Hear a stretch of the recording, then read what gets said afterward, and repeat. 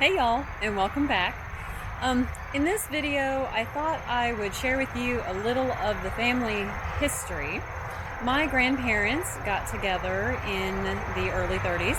They bought this property in 1931.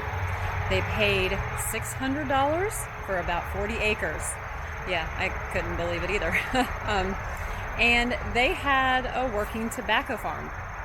They had it until sometime in the 60s, and of course they got family and friends and other people to bring in the tobacco, hang it in the barns, take it to market, all the stuff that you do with tobacco.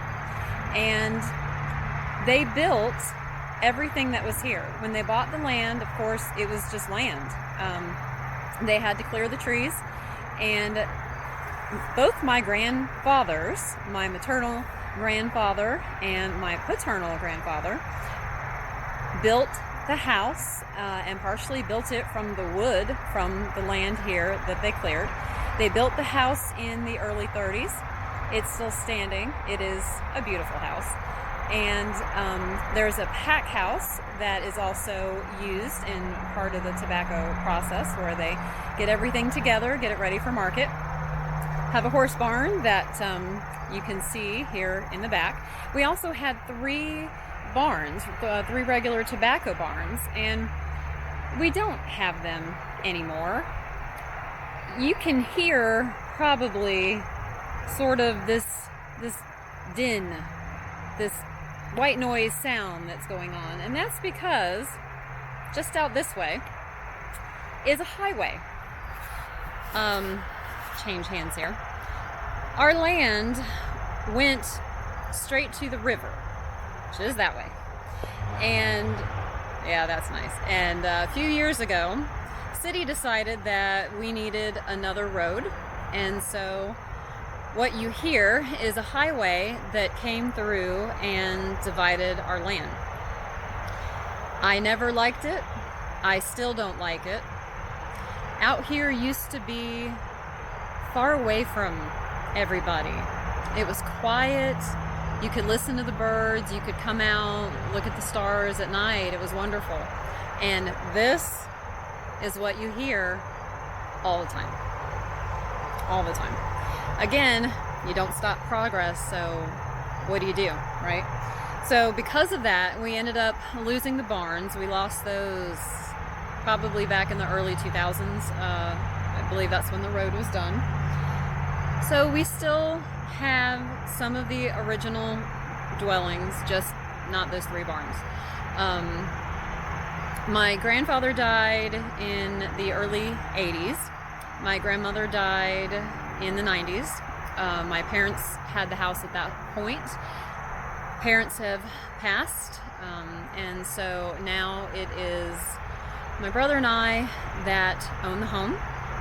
As I said in the other video, we have it for about another year. Closing on land is a little bit different than when you're closing on a home. And closing on a home, you got a few months, couple months of that, and you're good. When you're working with developers and you're selling the land to them, it's a whole different process. There is zoning, rezoning, so many meetings and different things that have to happen. And so we have about a year. I am in the process right now of preserving what I can visually, which this is another reason that I had started this. I had a photographer out yesterday, and I had different spots around the property that I wanted certain pictures, certain angles, things like that in it. She was very accommodating, very sweet to humor me with all the different things that I wanted. I have a company that is coming out next Monday and Tuesday. If you've looked at any real estate listings lately, they have the walkthrough videos. They have the virtual videos where they have kind of the 3D bit where you kind of click and walk, and you can go through the house. So I'm going to have a company come out and do that. Obviously not because I'm selling the home, but because it seemed like a perfect way to preserve the visual images. Yeah, I could walk through with a camera and do it myself, but you know, when a company does it professionally, it just looks better, and I can't come back and do it again.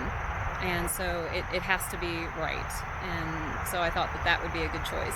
We're also going to do some aerial footage, some drone photos, and some video, and I'm excited about that because I think that's going to be really nice, especially to put everything together in a video. I have also been meeting with some family members, change hands here again, to sort of ask them about my grandparents, to get some memories. I was so young when they passed that there's a lot that I don't know about them. My grandmother played piano by ear. I didn't know that at all because she had arthritis by the time I came along. So fun little things like that, and I'm asking everybody if I can, get them on video, sharing their stories, because I think that's also a fun way and an important way to keep memories. Eventually, because I know some of you are asking, well, what in the world are you going to do with all this stuff that you're getting? I am planning on putting everything together in a video. One day, just very difficult to even think about, but one day, when I don't have this, I'll be able to pull that out and look at it, and hopefully, you can tell it's rough for me, hopefully it will make me smile and not cry. There's going to be tears, but like I said, down the road, when all that's done in a few years, I'm hoping it'll bring me peace, it'll bring me happiness to be able to look back and relive and kind of feel like I'm there again. So, thanks for watching. Remember, time is precious. So very precious. Carpe diem. Seize the day. See you next time.